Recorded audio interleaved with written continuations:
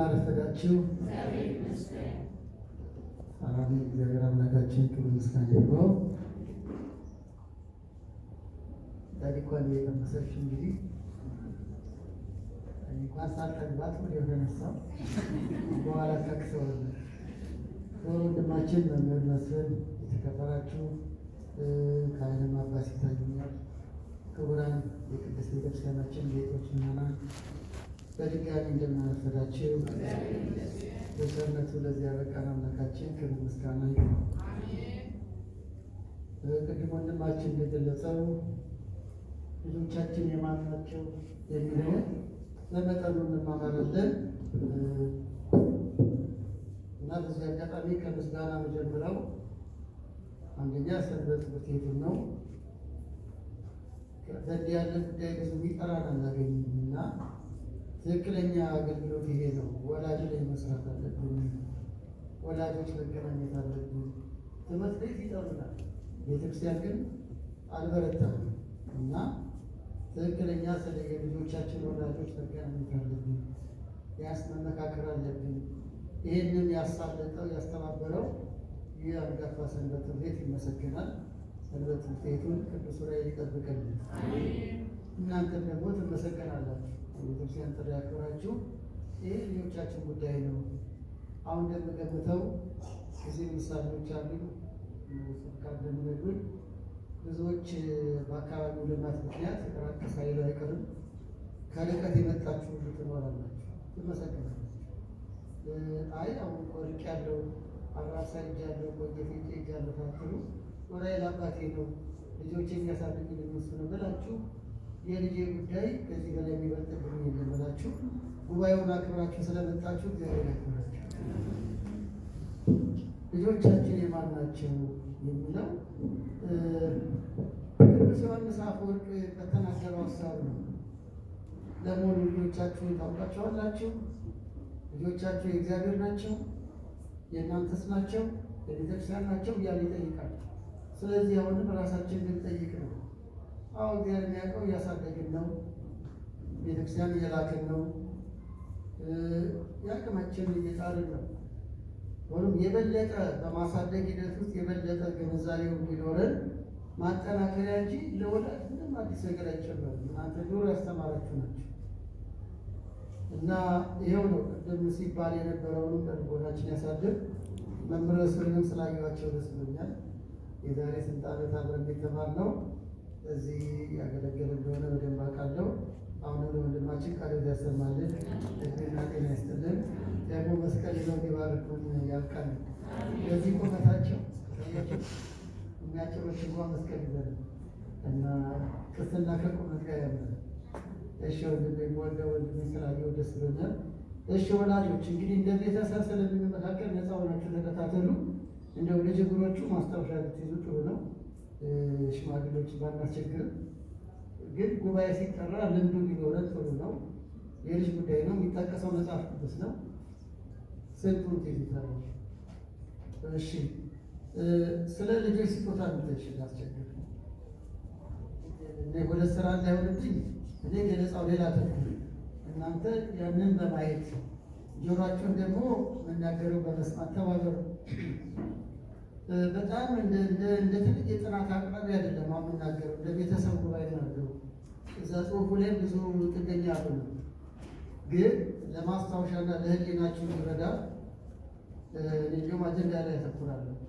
እሺ የልጅ ስጦታነት አለፋለሁ እና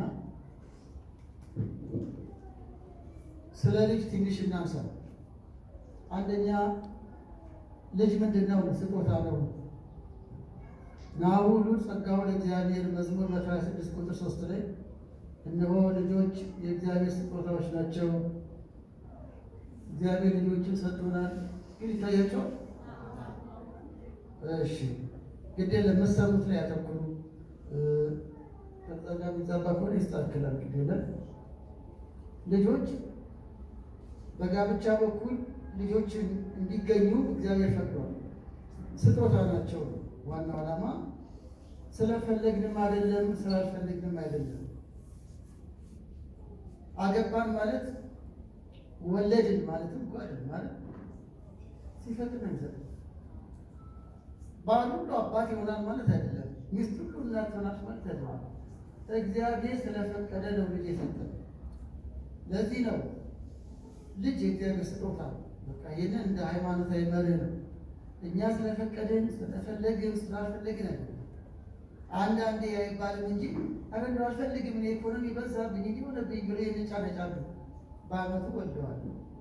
ስላልፈለግንም አይቀርም። እግዚአብሔር ከፈቀደ ይሰጣል። እንደው የልጅ አለ ስላለን ደግሞ ላናገኝ እንችላለን። አንዳንዴ ዘግየት አድርጎ ይሰጣል። እናም ልጅ የእግዚአብሔር ስጦታ ነው። ሁለተኛው የቃል ኪዳን መገለጫ ነው። እሺ ለድነት ምክንያት ነው። እሺ ሁለተኛው እዚህ ጋር ያዝኩትና ያኛው እንዳይለያይ ነው። እሺ ለኛው ለድህነት ምክንያት አሁን ወገኖቼ ምን ማለት ነው? ልጅ ወልደን በአግባቡ በማሳደግ ጽድቅ ይገኛል። ቅዱስ ዮሐንስ አፈወርቅ ይህን ሲያስተምረን ልጅ የመዳን ምክንያት እንደሚሆን ስለ ስጦትነታቸው ሲገልጽ ልጆች መክሊት ናቸው። ማቴዎስ 25ን ሲተረጉምልን ነው መምህራን ታውቃላችሁ። ማቴዎስ 25 ላይ ገብርኄር በሚለው ላይ እንኳን እንደምናስታውሰው የበጎ ታማኝ አገልጋይ በብዙ ይተረጎማል። ቅዱስ ዮሐንስ አፈወርቅ አባታችን ደግሞ መክሊትን በልጅ ተረጎማል። ለባልና ሚስት መክሊታቸው ልጃቸው ነው። ባለ 2 እና ባለ 5 መክሊት የተሰጠው አተረፈ አይደል? ከዛ ምን ተባለ? በጎ ታማኝ አገልጋይ። አስታውሳችሁት? የቀበረውስ ተገሰጸ አይደል? ውሰዱት፣ ጥርስ ማፋጨት ወዳለበት። ስለዚህ ምን አለ? ልጅ ወልዶ በአግባቡ ማሳደግ መክሊት ማትረፍ ነው፣ ያስመርቃል። እንዲህ ይላል እሺ መጽሐፍ ቅዱስ ቅዱስ ጳውሎስ ሴት ልጅ በመውለዷ ትድናለች ይላል። አንደኛ ጢሞቴዎስ ምዕራፍ 4 ቁጥር 12 ላይ በመውለዷ ትድናለች። የሚገርማችሁ በመውለድ ይዳናል። አንደኛ ጢሞቴዎስ ምዕራፍ 2 ቁጥር 15 ላይ የሚገርም ቃል ነው ይህ። መውለድ ያድናል። አስባችሁ ታውቃላችሁ? ግን እንዲሁ መውለድ ብቻ አይደለም። ወልዶ ከእግዚአብሔር ልጅም እንዲወለድ አድርጎ ለእግዚአብሔር መንግስት ማብቃት ያጸድቃል። ልጅ ያጸድቃል። ልጅ መጽደቂያ ነው። ከቀበርነው ደግሞ ልጅ ያስኮንናል። እነ ዘካርያስ እና ኤልሳቤጥ እነሱም ጸድቀው የሚያጸድቅ ልጅ ሰጡን እኮ። ማነው ልጃቸው? ቅዱስ ዮሐንስ ሁላችን ይባሉ። ዓለምን ያስረገመ አናናሩ የከፋ ሞቱ ጸዋዕ ለኃጢአት የተባለ እንደ ይሁዳ ያለው ደግሞ እንዲሁ መርገምን አምጥቷል። አሁን ያካለት ልጅ ያጸድቃል። ሴት ልጅ በመውለዷ ትድናለች ሲል ስለወለደች ብቻ ሳይሆን በሚገባ ወልዳ በአግባቡ በማሳደጓ መክሊቷን በማትረፏ የእግዚአብሔር መንግስት እንዲወርስ አድርጋ በማሳደጓ ትድንበታለች። ይህን ዮሐንስ አፈወርቅ የተነተነ። ሌላው ልጅ ምንድን ነው? የቃል ኪዳን መገለጫ ነው። ቃል ኪዳን ያለው ብዙ ተባዙ ምድርንም ሙላት። ይህ እግዚአብሔር ቃል ኪዳን ነው። አንድ ጊዜ የተናገረው ነው። ይህ የአምላካዊ ቃል ኪዳን ልጆችን በመውለድ ይፈጸማል ማለት። ለምሳሌ ይመሻል ይነጋል፣ ይመሻል ይነጋል። አንድ ጊዜ የተናገረው ቃል አሁንም ምድርን ሙላት የሚለው የእግዚአብሔር ቃል ኪዳን በጋብቻ በኩል ልጅ እየተተካ ህይወት ይቀጥላል። ስለዚህ ባልና ሚስቶች ልጅ ሲተኩ የእግዚአብሔርን ቃል ኪዳን ፈጸሙ ማለት ነው፣ ወይም ምክንያት ሆኑ የሚል ነው።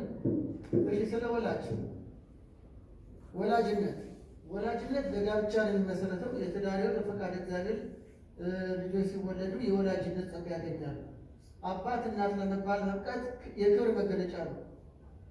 አሁን ሀሳቡ ላይ ነው የምናተኩረው ከጥቅስ በላይ። ለምሳሌ እግዚአብሔር አምላካችን እንዲህ ብላችሁ ጸልዩ ሲለን መጀመሪያ ምንድን ነው ያለው? ምን ብለን? አቡነ ዘበሰማያት ምን ማለት ነው? አባታችን።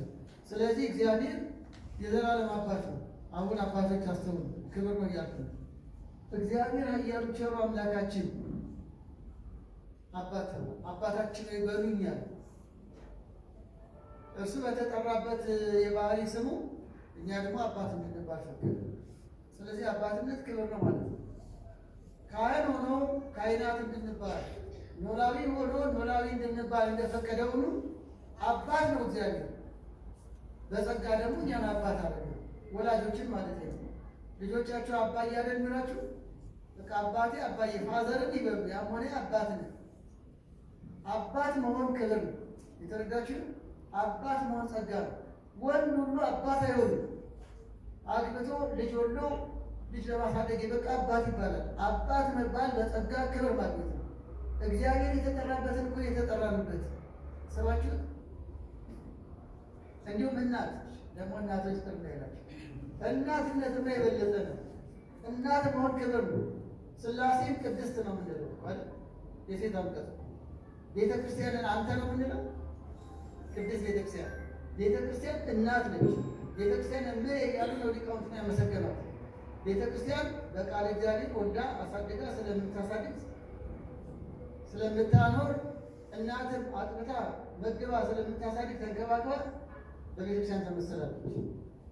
በሥላሴ ሥላሴ ፈጥረው መግበው ስለሚያኖሩን ቅድስት ሥላሴ እንላለን። በሌላ መንገድ ቅዱስ ያሬድ አንተ አወየዋ አንተ እምየ ብሎታል። እግዚአብሔር ጾታ የለውም። አንተ አባቴም ነህ፣ ከዛስ እናቴም ነህ። እግዚአብሔር እንደ እናትም እንደ አባትም ሆኖ የሚመግበን ያሳድገን። ይህም የባህሪ ገንዘቡ ነው። ፈጥሮ የሚገዛል ቸሩ አምላካችን ክብር ይግባው።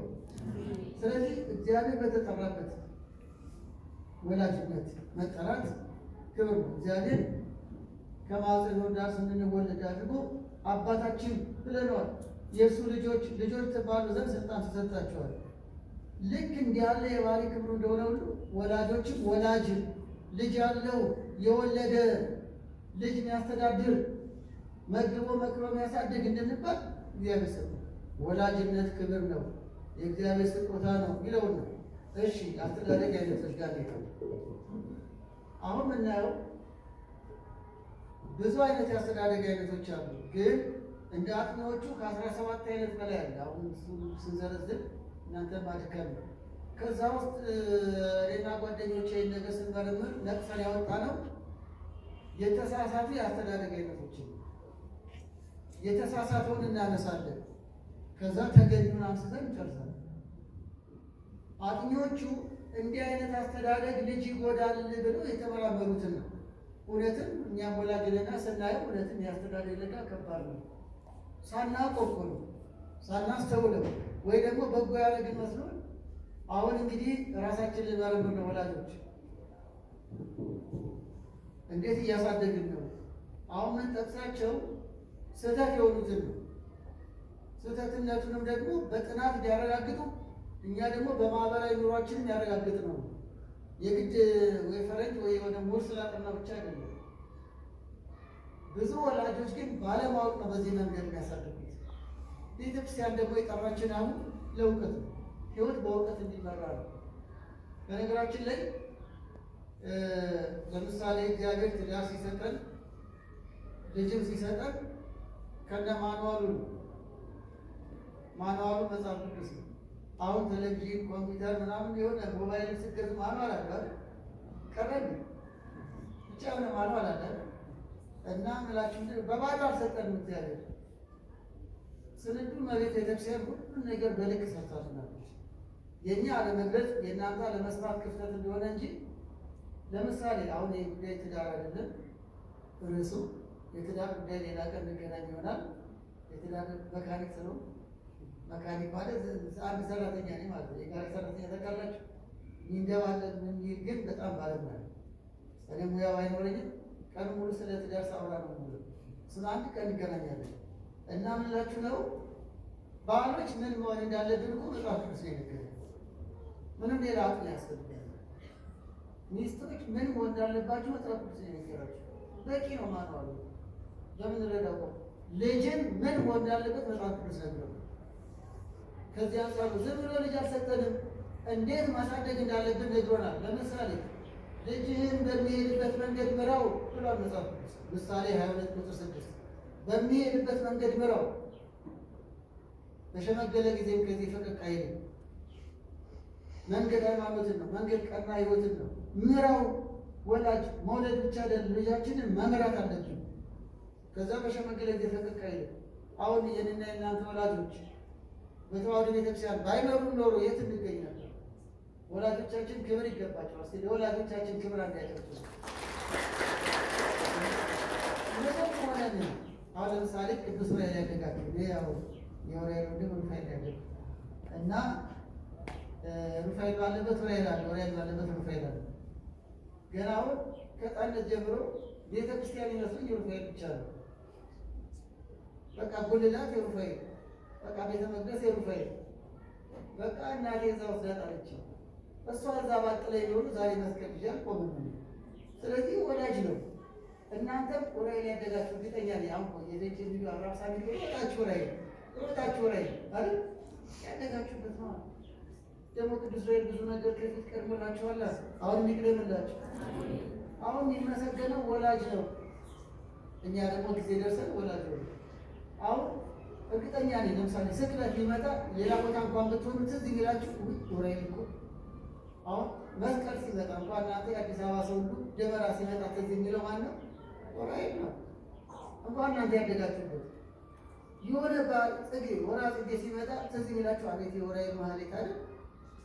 አሁን ማለት የፈለኩት ወላጆቻችሁ ነጠላ ቆጥረው እጃችሁን ይዘው አንጠልጥለው ዑራኤል አመጣችሁ። ይኸው እስካሁን ዑራኤል አላችሁ።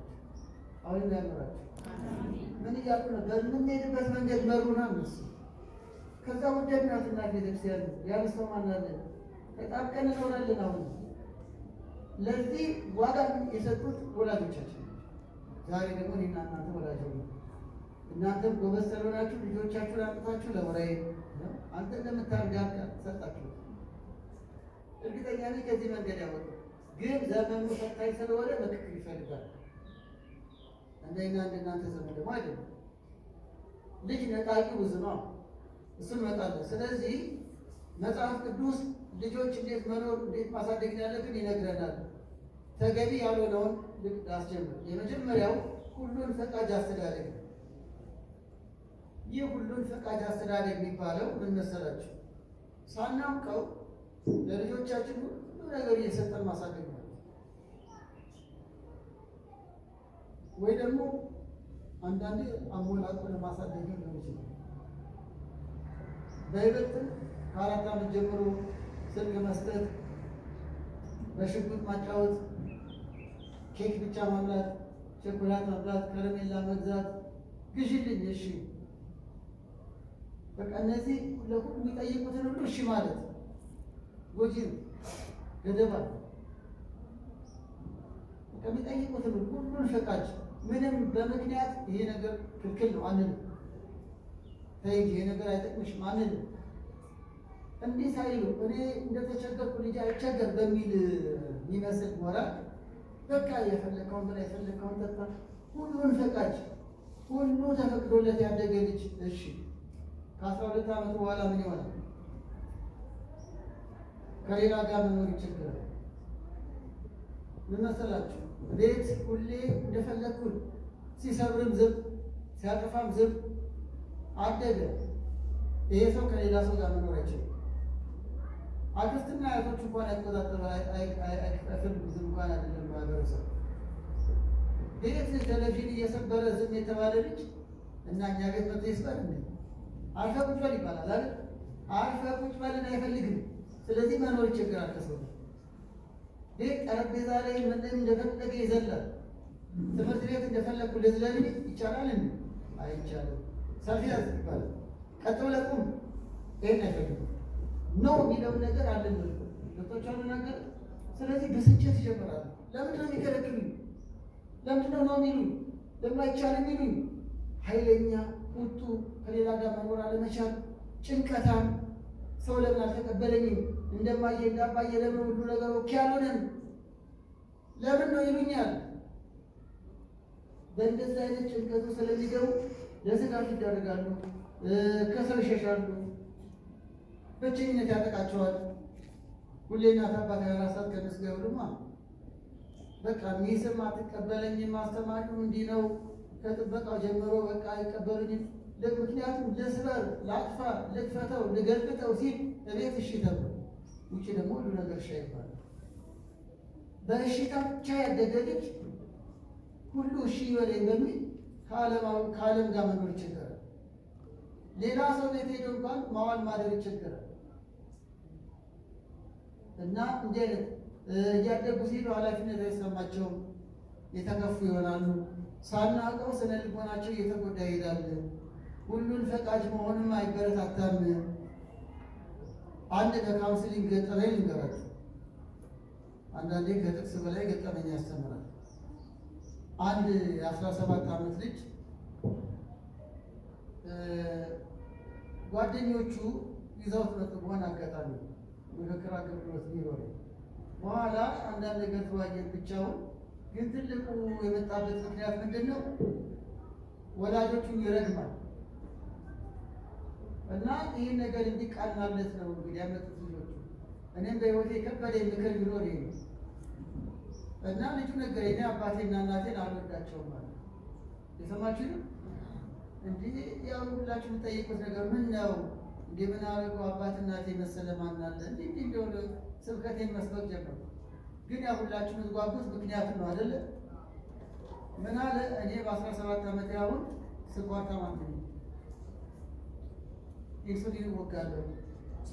ሰውነቱ የ30 ዓመት ነው የሚመስለው ረጅም እሱ ተበላሽቷል። እና ታዲያ ምን ነው ልጄ ታዲያ ከዚህ ጋር ምን አገናኘው? እኔ ሕፃን ሆኜ ምን አውቃለሁ?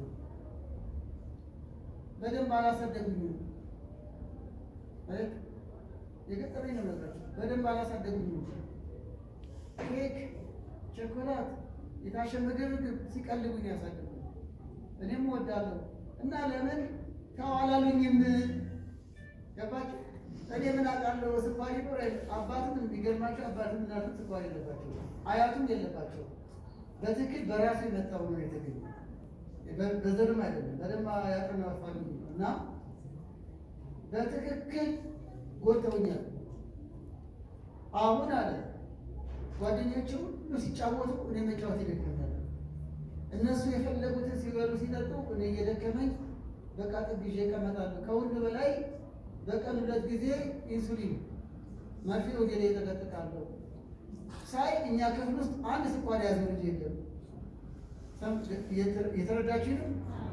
ስለዚህ እንዴት ልውደዳቸው? እነሱ ናቸው እንዲያደርጉ። እነሱ እኮ መጥቀማቸው ነው። እንዴት ሞገተኝ? እንዴት እነሱ እኮ ትልቅ ናቸው። እኔ ሕፃን ምን አውቃለሁ? ይሄ አይቻልም፣ ይህን አትብላ ለምን አላሉኝም? ማለት ለምን አላሉኝም? እኔ አላውቅም። ለምን የሌላ ወላጆች ጎበዝ ሆኑ? ሌሎች ልጆች ጓደኞችን ለምን ጎበዝ ሆኑ? እና አገኘ ወላጆቹ ልጃችን ያማረውን ነገር እንደው ለ1% ከልክለን አናውቅም። እውነት ነው። በጣም ቢያንስ በቀን 2 ቸኮላት ካለ ሊበላ ይችላል።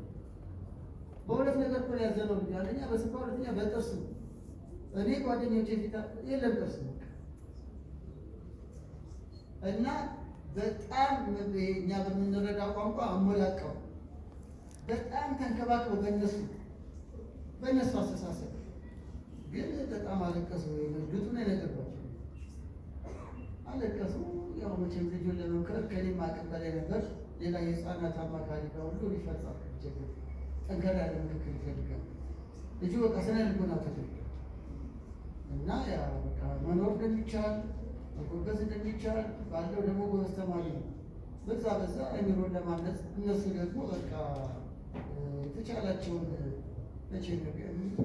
መሆን ያለባቸውን እንድንል ሆነ። ግን በህይወት የገጠመኝ ይከብዱናል። ከዚህ ጉዳይ ጋር ያነሳው እንደዚህ ነው። ሁሉን ፈቃጅ አድርገው አሳድገውት ግን ዋጋ አስከፈሉ። እንዴ ጥሬ ማትብላ እኮ ነው፣ ባቄላ ማትብላ፣ ሽንብራ ማትብላ፣ በቃ ቸኮላት ብቻ ከረሜላ ብቻ። እንዴ ከዚህ ይልቅ ሽንብራና ባቄላን የመሰለ ምግብ አለን? እዛ በውጭ ሀገርም እንደዛው ነው። በውጭ ሀገር ብር የታሸገ ነገር በርገር አልበርገር ምናምን እያሉ ይቀልቧቸዋል። ልጆቹ ሲያድጉ ወቃሽ ነው የሚሆኑት። ታማሚ፣ አቅም የሌላቸው የመሳሰሉ አንዳንዴ አያደርስባችሁና በዛ በአሜሪካን ሀገር የመጀመሪያ ከባድ በሽታ ካንሰር። ይሄን በሽታ ደግሞ አዋቂ ሰው ህፃናት የተጠቀሙ በምን በርገር አልበርገር ምናምን የሚባለውን ነገር እያበላቸው። አሁን ወላጆች ለእናንተ አይነገሩ። ሀገር በቀልና ቤት ያፈራው ነገር ጤና ማለት እሱ ነው። እንደው የምግብ ትምህርት እንዳይመስልብኝ እኛ ሰለጠንን ብለን የታሸገ ምግብ ቺፕስ ምናምን አይደል በየልደቱ በየምናምን እሱ እኮ ዳቂ ነው። እናንተ አይነገርም ድፍረት እንዳይወዱ። ስልጣኔ ማለት ሽምብራ መብላት ነው፣ ባቄላ መብላት ነው፣ ቂጣችንና አጥሚታችንን መጠጣት ነው። እኛ ንቀናት አለ በሷ አይደል ያደጋችሁት። ያደገው ቆመን የምንሄደው የጓዳዋ የገጠሯ ቲማቲማ ቃሪያዋ ሚጥሚጣዋ ጤና ማለት እሱ ነው። ግን እኛ ለትልቅ ነገሮች ቸኮላት ማስገመት የበርገር ምናምን ማብላት ያቁታል። አሁን እንደ ወንድማችን ያለ የሆቴል ማናጀር ነው ያቁታል ማለት አብዛኛው ነገር ተቀምሞ ይሰራ እንጂ ግን ብዙ ከሰውነት ጋር የማይስማማ ነው። የምግብ ባለሙያዎች እቺ ተፈጥሯዊ ነገር ነች እኮ እንደው ጤና አሁን ከሽምብራ በላይ ምግብ አለ እያልኩ ያለሁት ልጆቻችን ባቄላ ሽምብራ አጥሚት እየጠጡ አይደለም። እርግጠኛ የታሸገ ምግብ ምንድነው ብቻ ስማቸውን አላውቅም። ብቻ የታሸገ ነገር ቺፕስ ምናምን ማባቢያ እሱ ነው። እሱ እኮ መርዝ ነው። ማቆያው ኬሚካል ራሱ በውጭ ሀገር ኦርጋኒክ ነገር ውድ ነው፣ በጣም ውድ ነው። አፍሪካ ሀገር ነጮቹ ይመጡት ኦርጋኒክ ነገር ለማግኘት ብለው፣ እኛ ደግሞ የሱቅና የታሸገ ነገር ሱፐር ማርኬት እናጠርባለን። ጉሊት ያለው ቲማቲም ይሻላል እዛ ታሽጎ ተቀምሞ ከሚመጣው። ምን እያልኩ ነው? በአስተዳደግ ላይም የቤታችንን ስላሴ ቤታችን ጓዳችን የሰጡን ነገር አንናቀው። ጤና ማለት እሱ ነው። ልጆቹ ቆርጥመው ይደጉ፣ ጥርሳቸው ፈጭቶ ይደግ፣ መሬትም ተጫወተው ተንደባለው ይደጉ። እሺ፣ ሁለተኛው አምባገነናዊ አስተዳደግ ተገቢ ያልሆነውን እያለ እኛ የቱ ጋር ነው የሚለው ራሳችሁ ፈልጉ። አምባገነናዊ አስተዳደግ ይባላል ደግሞ ምንድን ነው? በአብዛኛው እንደው በሀገራችን ይታያል አይደለ? በጣም መቆጣት፣ ልጅ በከባድ ቅጣት ማሳደግ፣ ሁሉ ነገር መከልከል፣ በዚህ መንገድ የሚያሳድገዋል። ዝም በይ አትናገሪ፣ ዝም በል አትናገሪ፣ ልጅ አወቀው ለምን አይበቃም ምናምን እያለ ንቀናቸው፣ አቃለናቸው። አብሮ ማያወሩ እንኳን አብሮ ሊጫወቱ አይደለም። ዝም በይ ዝም በል። አንዳንዴ ሲብስ ደግሞ በትንሽ ጥፋት ሚጥሚጣ በርበሬ ታቅነን ያደገብን እንኖራለን። አሁን እኛ አለፈ የድሮ ልከሳ አቅም የለኝም ብሎም ስላለው ህይወት የምናገረው አንቅጣ እያልኩ አይደለም። በኋላ መጣበታለሁ ማሳረጊያ በቅጣት ነው። አሁን ግን ያልኩት እጅግ በጣም አምባገነን አስተዳደግ አለ። አንዳንዴ አባት፣ አንዳንዴ እናት፣ አንዳንዴ ሁለቱም። በጣም በቃ ሁሉ ነገር መከልከል፣ ቴሌቪዥን መከልከል፣ ጨዋታ መከልከል። ዘመን ቤት ሊድ አይቻልም፣ ጓደኞችን ላይ አይሆንም። ልጅ ጨዋታ ያምረዋል፣ ኧረ ልጫወት፣ አትጫወችም፣ አትጫወትም። በቃ ምንም ነገር መከልከል። አንዳንዴ ቤተክርስቲያን ቤት ብቻ ከሰው ይቀላቀሉ ይገባናል እኮ ዱርዬ ይሆናሉ፣ ሌላ ነገር ይለምዳሉ ምናምን በማለት ነው። ግን ደግሞ ልጅ ሳይራወጥ እንዴት ሳይናገር እንዴት ሳይሞክር ሳይጨረጨር እንዴት አይሆንም። ዝም በል ዝም በል። በቃ በጣም በቁጣ በትንሽ በተሰበረ ነገር ሁሉ ሳምንት ሙሉ መግረፍ፣ በፈሰሰው ሁሉ ኃይለኛ ቁጣ፣ ስድብ፣ ሞራላቸው የሚነካ ሰነፍ፣ የማይረባ የማትረቢ በጣም መርዝ ነው። በከባድ አምባገነን ቤተሰብ ያደገ ልጅ ሲያድግ ምን ይሆናል? አዲስ ነገር አይሞክሩ፣ ህይወትን አይለማመዱ። በቃ በሚያደርጉት ነገር ሁሉ በራሳቸው አይተማመኑ። ሌላው ቀርቶ ማይዋሻል። አንድ አጥኝ ሲናገር ሰምቻለሁ። በርካታ ኢትዮጵያውያን ብዙ ነገር ያውቃሉ፣ ወግ ያውቃሉ፣ ሊቃውንትን ጭምር፣ ግን መናገር ይፈራሉ። ዝም ብለን ደፈር ብለን እኛ ጋር አውደ ምሕረት የተቆጣጠረው ነው እንጂ ሚዲያ ስሰራ በጣም ብዙ ሊቃውንት እጅግ ድንቅ እውቀት አላቸው፣ ግን ወጣ ይላሉ። ይቅርታና ከዚህ ጋር ለማያያዝ ብዙዎቹ በራሳቸው መተማመን ያቅታቸዋል። ይህ ቀረሽ የማይባል ቆመ መናገር ያቅተዋል። አስተዳደግ ጭምር ነው።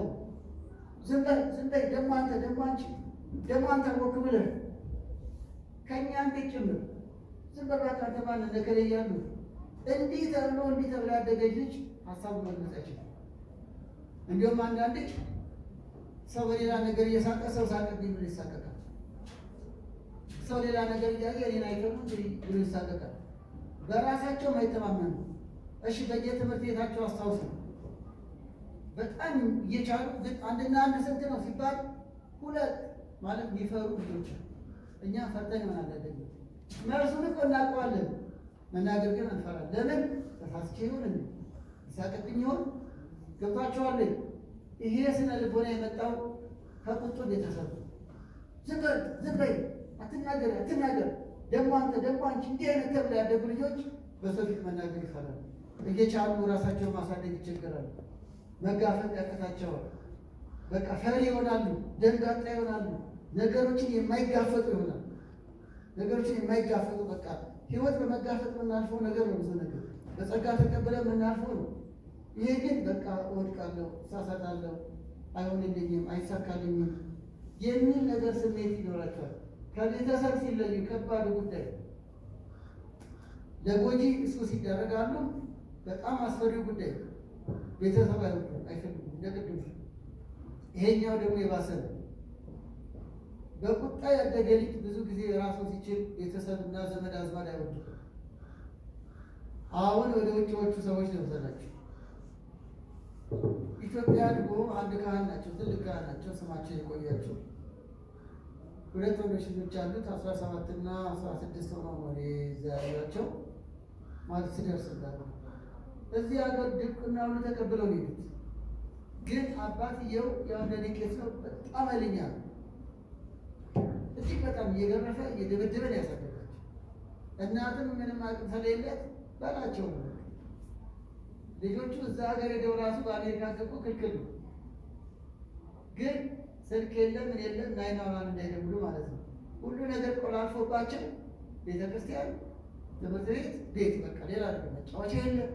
ይሄ መዝናኛ ቦታ የለ፣ ለልጆች መጫወቻ ክረምት ላይ ቫኬሽን የለም። እስር አርጎ አሳደጋቸው። እና ታዲያ ምንድን ነው ልትሉኝ ነው? ሁለቱም ኮሌጅ ገቡ። ኮሌጅ እንደገቡ ፎርም ይሞላል። ማን ይጠይቃችሁ? ኮንታክታችሁ ከማን ጋር ነው? የቅርብ ተጣሪያችሁ ሲባል የቅርብ ተጣሪ አንዱ ለአንዱ ሆነ። ገብቷችኋል?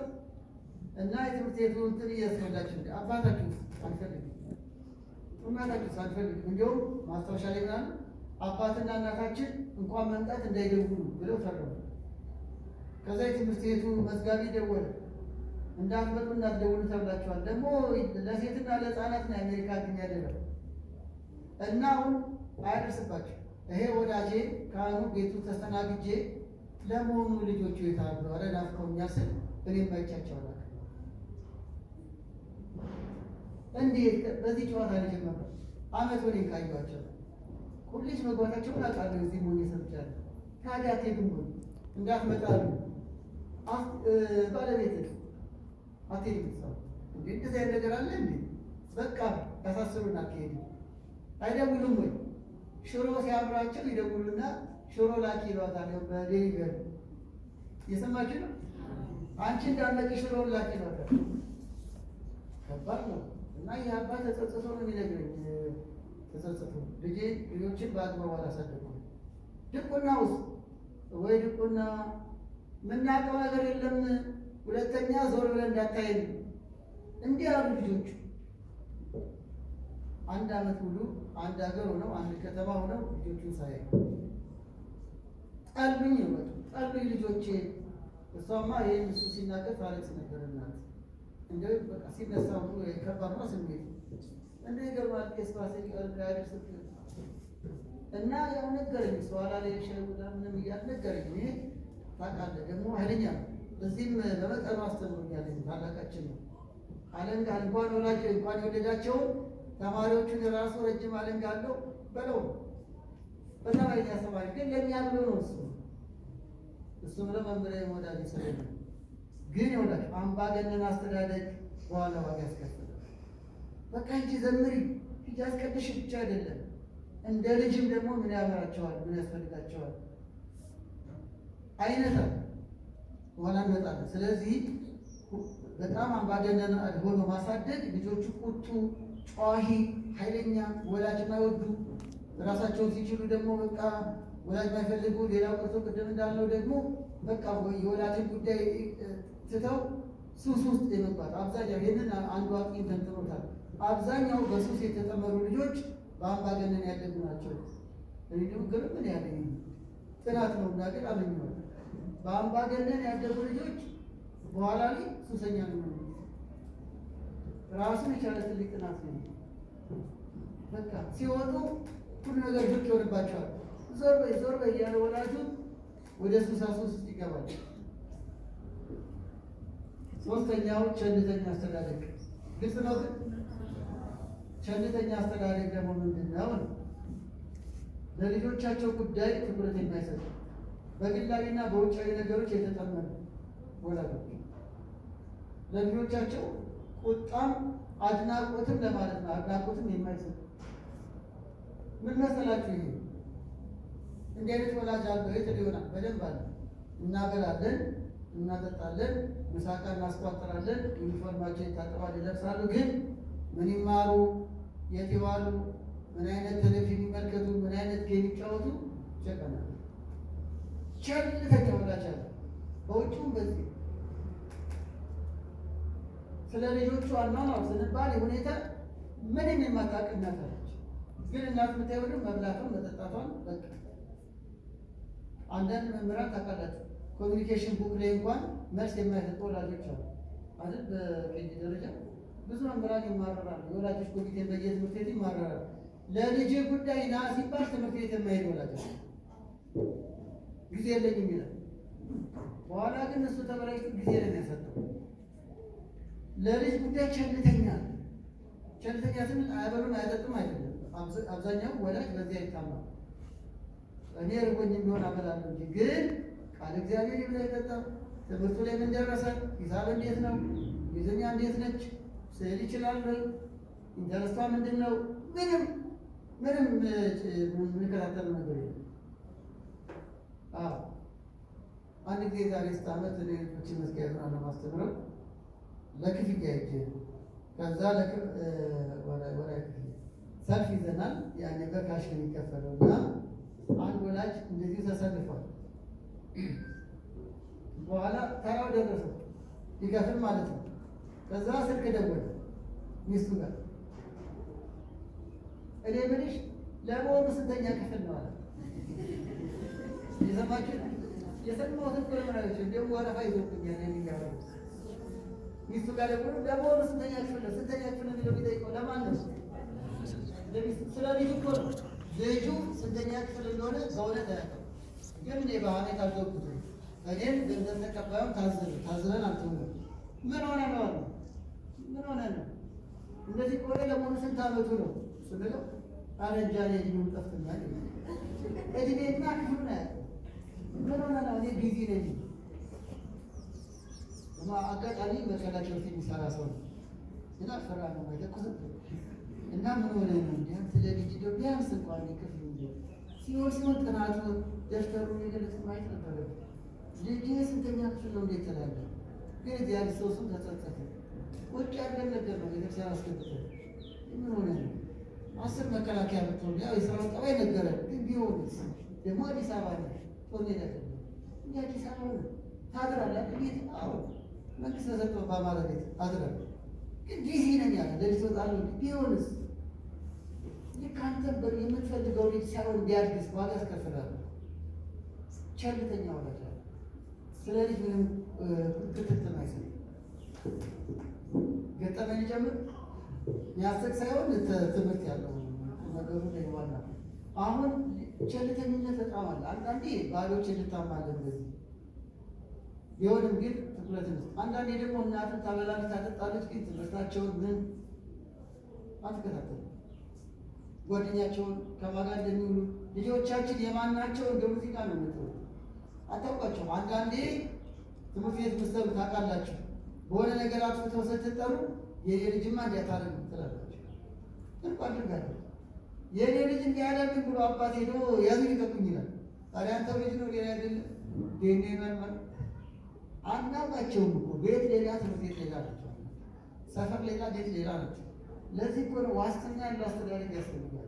ባልና ሚስት አቋም ለሚይዝ ይገባል በልጅ ጉዳይ ላይ ነግራችሁ ደጋገመኝ ግን የቢዝነሳቸውን ልኬትና እውነተኛ ታሪክ ነው ነግራችሁ። እናት እጅግ በጣም አሁን ከሆነ እድሜ በኋላ ትተዋቸው መጣሽ፣ በላሽ፣ ጠጣሽ ራሳቸውን ዳመት ጉጫቸውን ሳም ለቀቅ ምን የለም ሰንበት መጣ ቤተክርስቲያን መውሰድ እንዲነቃንተ ሰንበት በእንዴት የኖሯቸው በኋላ ያደርስባቸው። አሁን ችግር ላወራላችሁ ልጅቱ በ15 ዓመቷ የማህፀን ህመምታማ እናት ተጠራች። እውነት እንጂ እናት አይደለችም እስከምትል በ15 ዓመቷ ልጅቷ ሩካቤ ጀምራለች። ሩካቤ ዝሙት ጀምራለች። ድንግልናዋን አጣለች።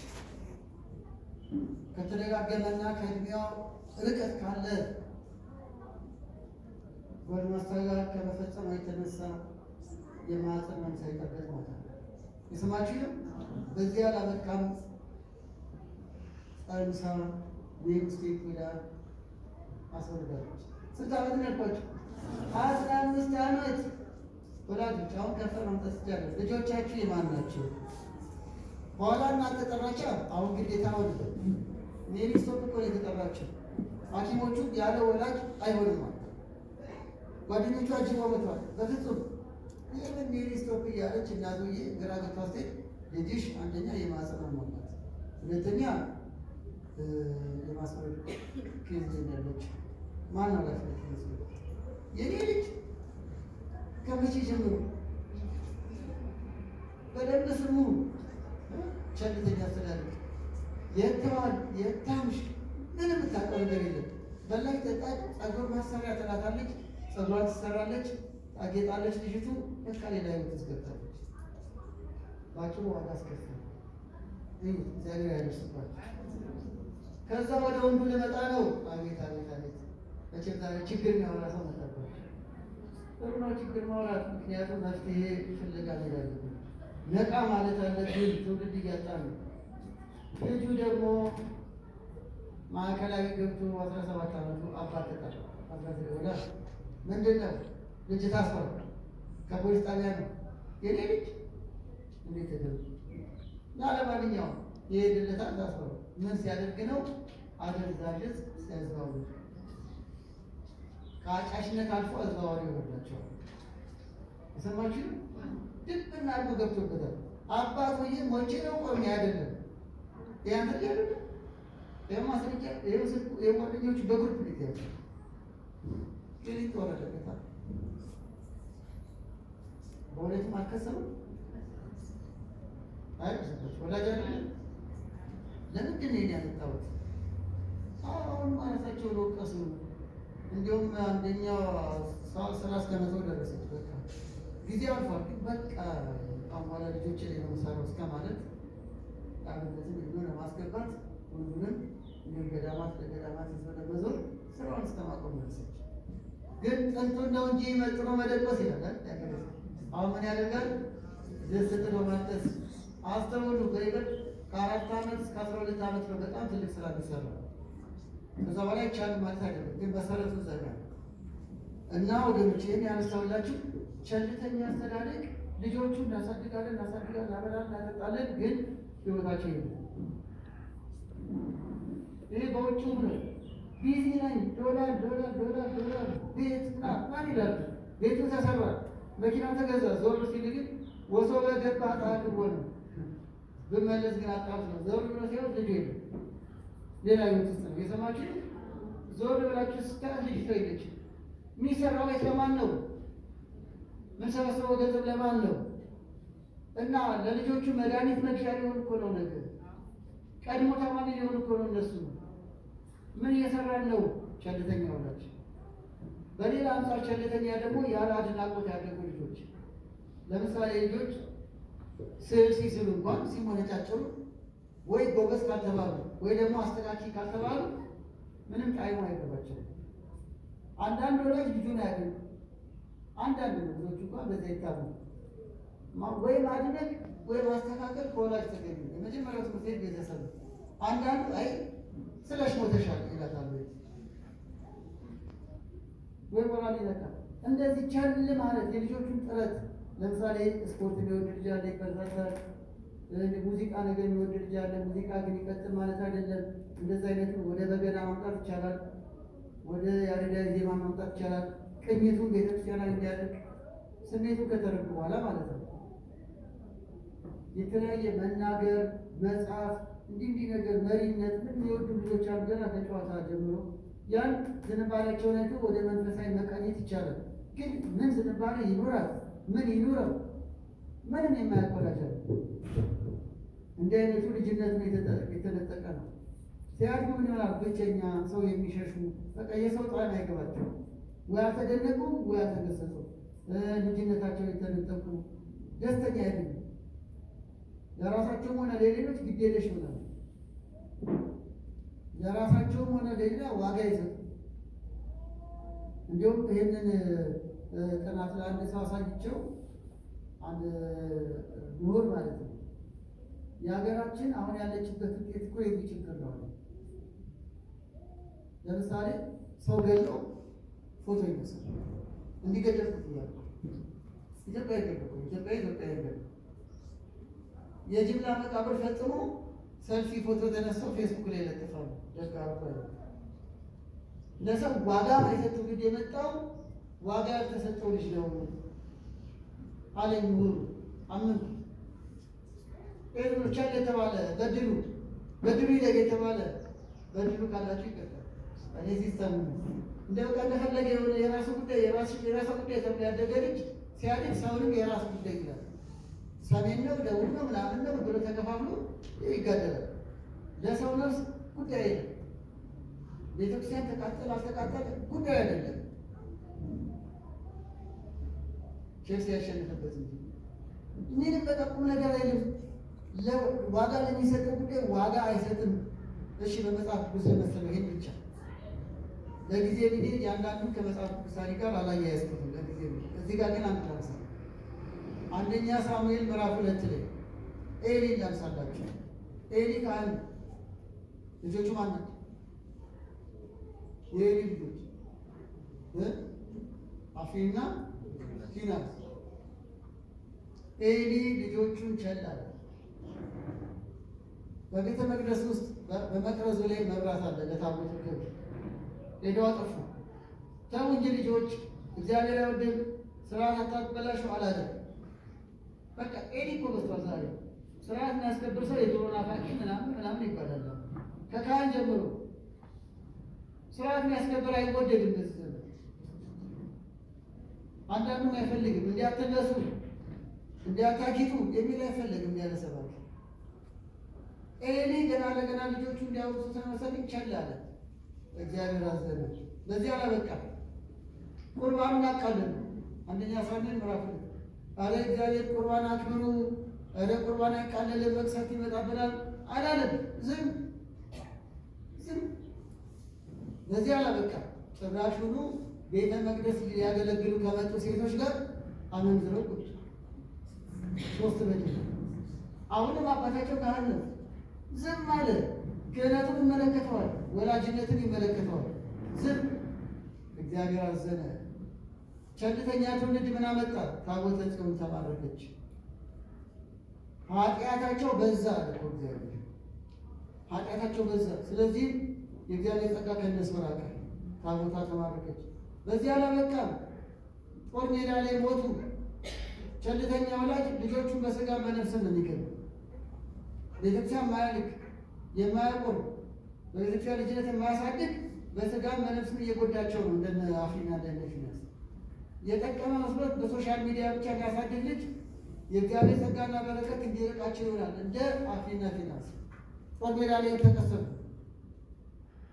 በአሜሪ ወንበር ላይ ቁጭ ብሏል። ልጆች ሞቱ፣ ታቦታም ተማረከ ሲሉት እሱም ተንቆጫቁጮ ተቀና ሞት። ለእሱም ለልጆቹም አልተረፈ አልጠቀመ። ምን ቸልተኝነት! እየሰማችሁ ነው ወላጆች? በጣም ቸልተኛ ወላጅ አለ።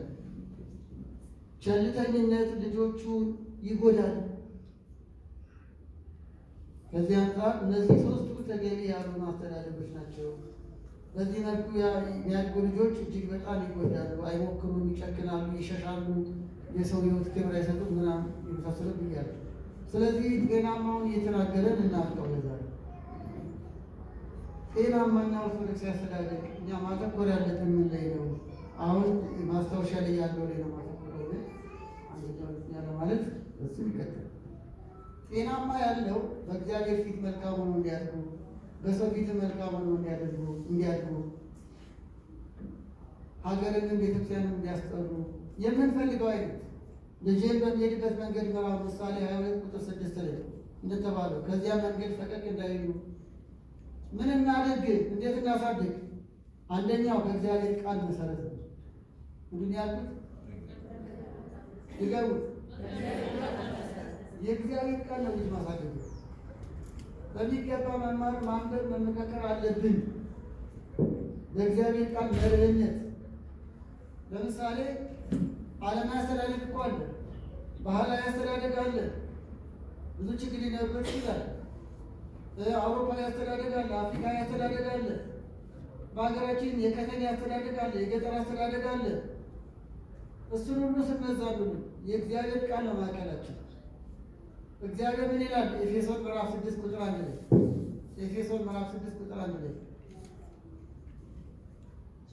ወላጆችን እንዲህ ይለናል፣ በጌታ ምክርና ተግሣጽ አሳድጓቸው። በጌታ ምክርና ተግሣጽ አሳድጓቸው። እንዳይደግማችሁ ጥቂት ብዬ አበቃለሁ። የሰማችሁ ነው። ያው ብዙ መናገር ያዘነጋል፣ ግን ትንሽ ያስኳትን ይጨርሳል። ባይሆን እንዴት ሌላ ጊዜ በእግዚአብሔር ቃል ማለት ቅዱስ ጳውሎስ እንዲያለ በጌታችን ምክርና ተግሣጽ። አሁን በባህል ብቻ አይደለም፣ በዘመናዊ ገንዘብ ብቻም አይደለም። እሱም አንዳንዴ ይዞን እየጠፋ ነው። በሰለጠነ መንገድ ነው ልጄን ማሳደገው ብለው የሰለጠነ ሳይሆን የሰለጠነ ልጅ አለ። ሰምታችሁኛል? አልደግሞ እኔማ በስልጣኔ ነው ልጄን ማሳደገ የለ ልጁ ሳይጥሩ ቁጭ ኢትዮጵያ እያበላ ነው የሚያስበው ስለ እንግዲህ ነው። ወላጅ ኢትዮጵያዊ አስተሳሰብ አሜሪካዊ የሆነ ልጅ ያድጋል። ማንነቱን የካደ ማንነቱን የማይፈልግ የአስተዳደግ ጉዳይ ነው። በእግዚአብሔር ቃል መሰረት እንደ ቤተክርስቲያን ስራ በጌታችን ምክርና ተግሣጽ ምክርን ተግሣጽን እያገኙ ይደጉ። ኤፌሶን 6 ልጅን ምራው፣ ምሳሌ ምራው፣ መንገዱ እውነተኛውን መንገድ ምራው። እጅ ይዘን እንደምናሻግሩን ስነ ልቦናው ዝንባሌውን ይዘን ማሻገር አለብን። ትኩረት ሰጥተን ማሳደግ አለብን። በዚህ መንገድ ያደጉ ውጤታማ ሆነዋል። የወላጅ ውጤት ለምሳሌ ወደ ቀዳማዊ ምኒልክ ለመመሳቸው በእግዚአብሔር ቃል መሰረት ማለት አሁን እናንተ ያደረጋችሁት ነው እያደረጋችሁ ያላችሁ። በቤተክርስቲያን መልአክ፣ ወንዶቹ ዲያቆን እንዲሆኑ ከተቻለ፣ ሴቶቹ በገና ደርዳሪ፣ ከበሮ መቺ፣ ዘማሪ፣ የቤተክርስቲያን አገልጋይ፣ ሰበካ ጉባኤ፣ ልማት ኮሚቴ ሆነው የቤተክርስቲያን ተቆርቋሪ ሆነው እንዲያድጉ ማስቻል ነው። ቀዳማዊ ምኒልክ የማን ልጅ ነው? ቀዳማዊ ያልኳቸው የኦሪት የሰሎሞን እናቱ ማነች? ሳባ። እሺ በሳባ ላይ አንደኛ ነገሥት ምዕራፍ 10 ላይ የኢትዮጵያ ንግሥት ሳባ የሰሎሞንን ጥበብ ልታይና እግዚአብሔር ልታመሰግን ኢየሩሳሌም ሄደች። እዛ ከበረች። ፈቃድ እግዚአብሔር ሆኖ ምኒልክ ተጸነሰ። ስትመለስ ሐማሴን ላይ ልጇን ወለደች። እብነ ሐኪም አለችው። እብነ ሐኪም ማለት በእነሱ የብልሃተኛ ልጅ ማለት ነው። በሌላ ደግሞ እብነ መለክም ይሉታል። የንጉሥ ልጅ ለማለት ነው። ሚኒሊክ የሚለው እብነ መለክ የሚለው የመጣ ነው። የንጉሥ ልጅ ለማለት ነው። እና አደገ። እዚህ ወደ 12 ዓመት ገደማ ሲደርስ እንዲማር ኦሪትን እንዲያውቅ መስዋዕተ ኦሪትን የሚሰዋና አገልጋይ እንዲሆን ወደ አባቱ ላከች። ይሄ ነው ትልቁ ነገር። በቃ ከንጉሥ ተወልዷል፣ ሀብት ንብረት ይዘህ ብላ እንዲማር ላከችው። ሄደ። አባቱም 3 ዓመት ከነ አዛርያስ ከነ ሳዶቅ ከመሳሰሉ እንዲማር አደረገው። አስተዳደግ ማለት ነው። እንዲማር ሆነ። ይህ የተማረው ታናሹ የሳባ የጎበዟ ልጅ የጠቢቡ ሰሎሞን ልጅ ኢትዮጵያው ምኒልክ ወደ ሀገሩ ሲመጣ ምን ይዞ መጣ?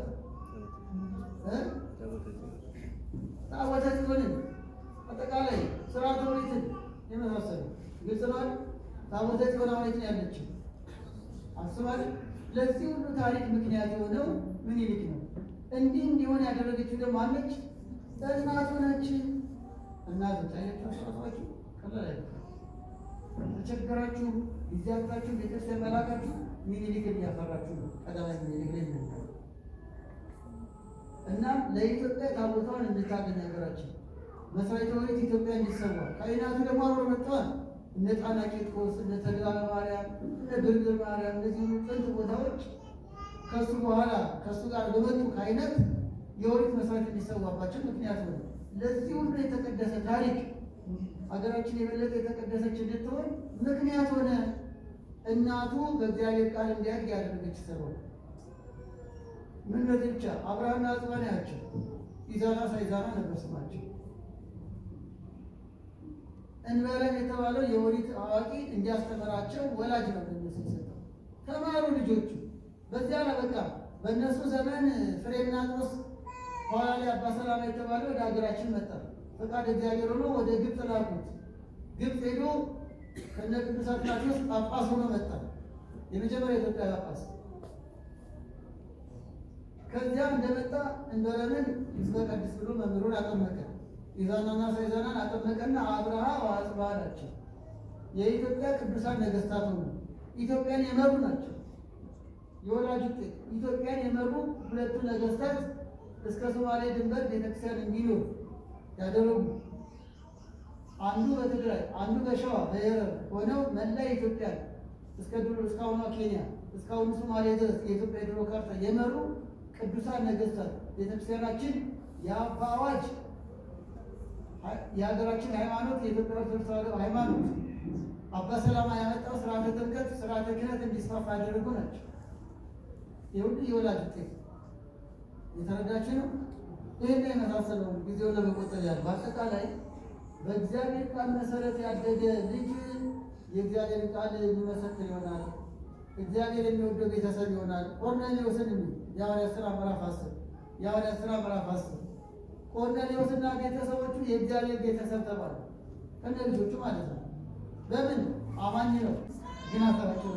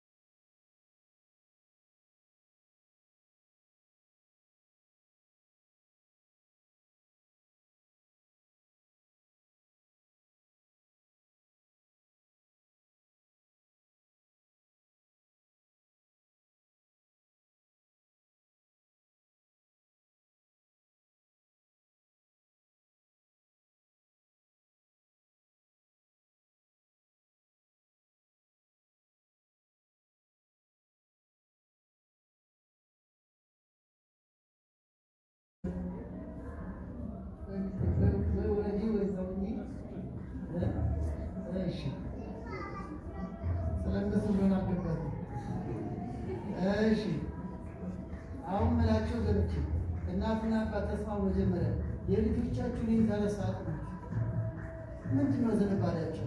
ቅድም እንዳልኳችሁ ይህ ዘፈን ነገር ሙዚቃ ነገር ከሆነ ቶሎ ከካህናት ከመምህራን ተማከሩና በገና እንዲማሩ በሰንቆ እንዲማሩ በሰንበት በዜማ ውስጥ እንዲያልፉ ታደርጋላችሁ። ያ ስሜታቸውን እየተዉ መንፈሳዊ ዜማ ውስጥ የተመሰጡ እንዲያልፉ ታደርጋላችሁ። ከዛ ውጭ ያለው ግን እንዲገጣ ትንሽ ወደ ጥሩ መካኒክ ይሆናል። ሰብሮ ይጠግናል እኮ አንዳንድ ዚገር ሴቶችም አሉ ሊሞለጫቸውን በሚሉ ግን ስታጠሩት የሆነ ነገር አለ ወይ ግጥም ለመጻፍ የሞከሩ ወይ ስዕል ለመሳል የሞከሩ ቀላል እንዳይመስላችሁ። በቃ እነሱ የግድ ወድ ቀዳዋችን መሆን የለባቸው። በቃ ነገር መሪ ሆናቸው። አትናቁት። የልጆቹ ኢንተረስት ምንድን ነው? ተቃራኒ ገጠመኝ ንገራቸው። አንድ ምሳሌ ልጅ አሁን ኢንጂነር ነው ግን ሆነ መጀመሪያ የተገናኘበት ምክንያት ነው ነገራቸው።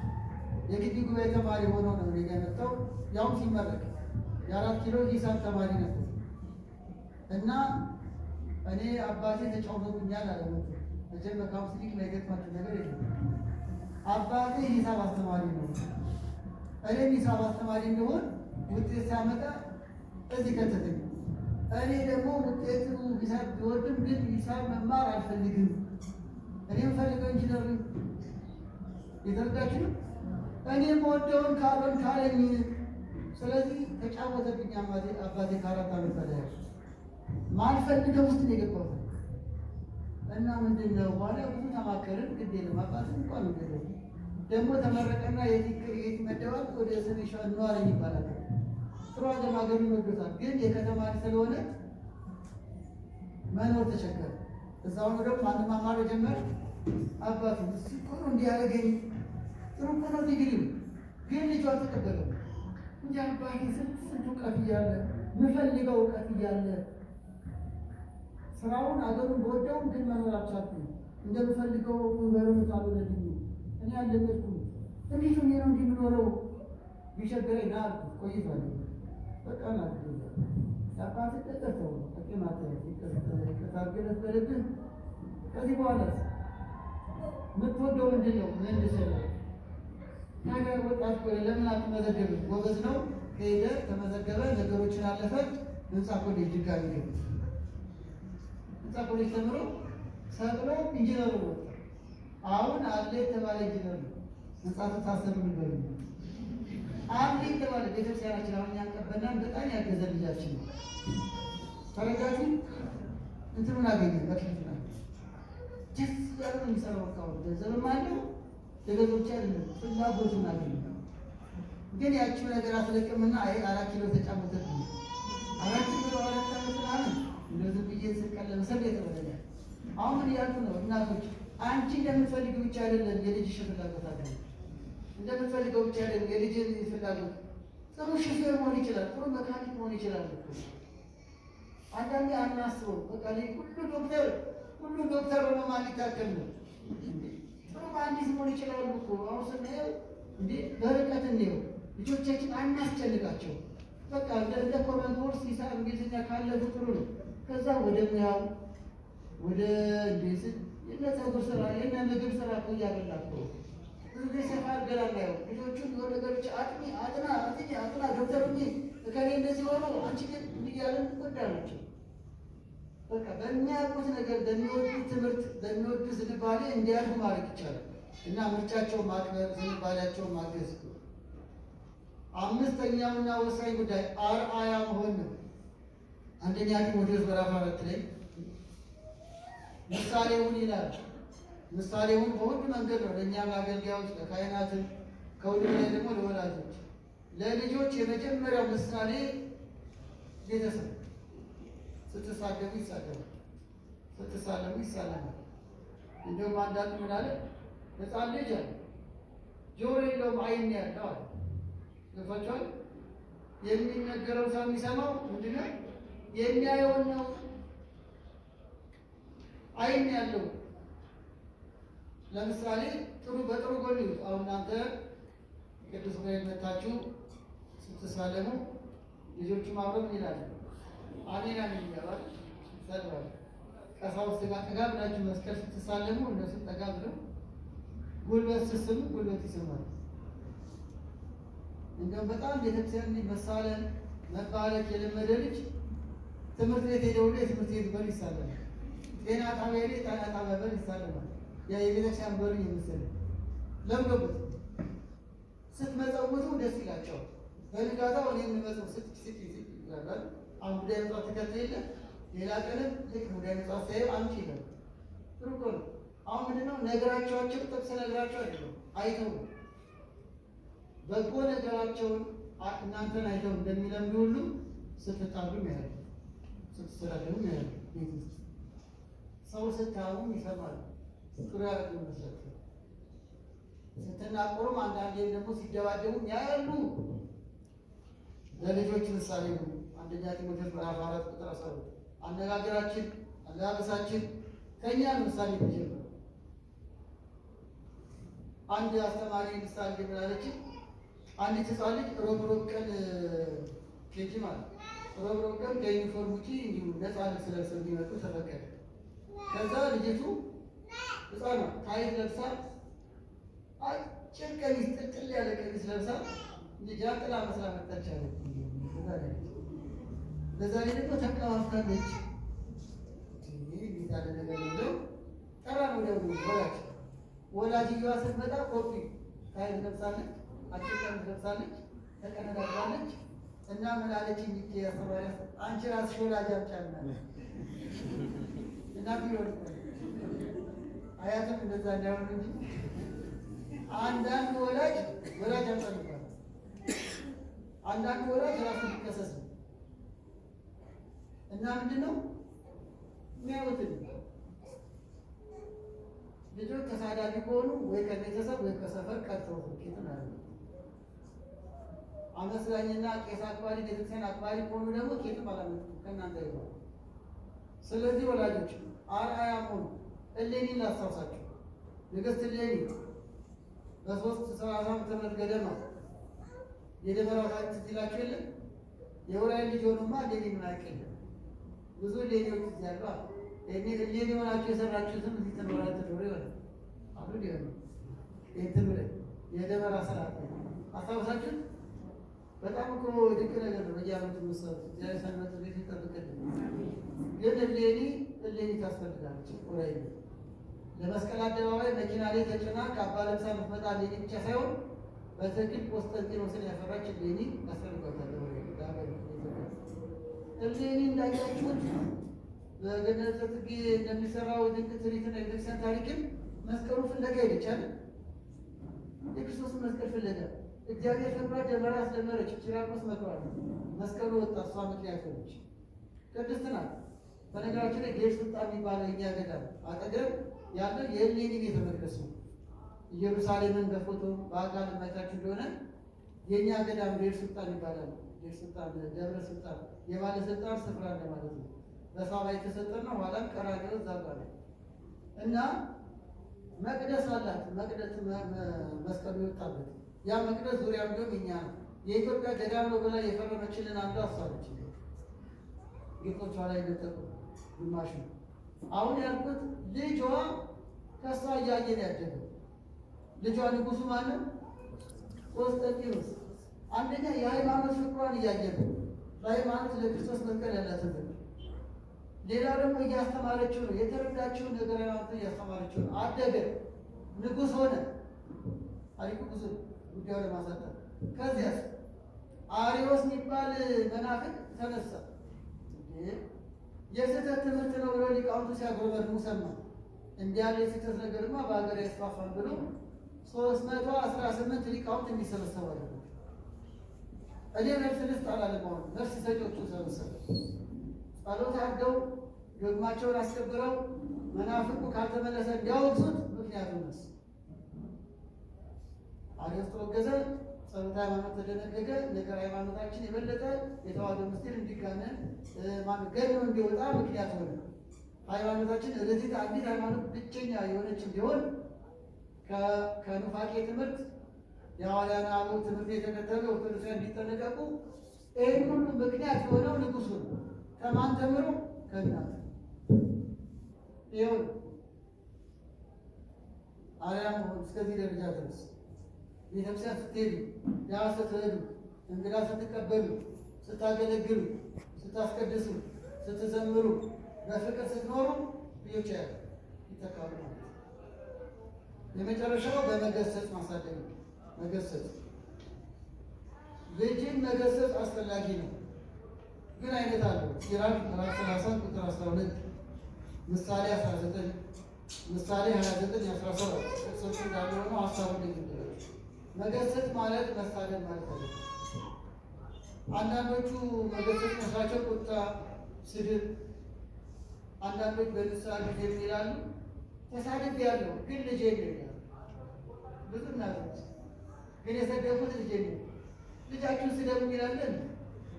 ስድብ ኃጢአት ነው። ማቴዎስ 5 ላይ ወንድሙን ጨርቃም ብሎ የተሳደበ የገነት ይገባዋል እንጂ የማትረባ ከዚህ በላይ ስድብ አልናገርም። ይህን ሳያስጠበቅ ልጄን የሰደብኩት እያሉ መጥተዋል። ስድብ ኃጢአት ነው። በዛ ላይ ጎጂ ነው። ሰነፍ ነሽ ሰነፍ ነህ ብሎ ማሳደግ በጣም ነው ልጆች የሚጎዱት።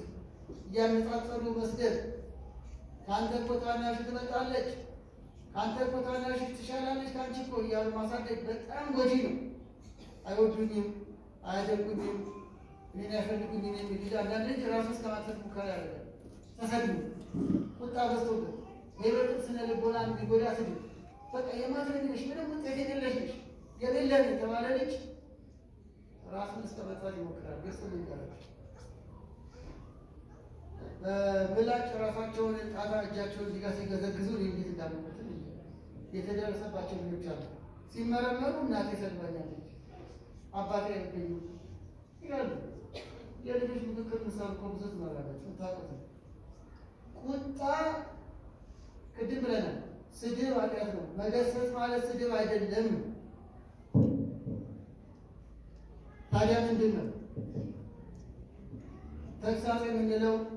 ተገቢ የሆነ ምክርን ነው። ምክንያታዊ ምክርን ነው። ልጅን ገስጽ ያለው መጀመሪያ ምክር ነው።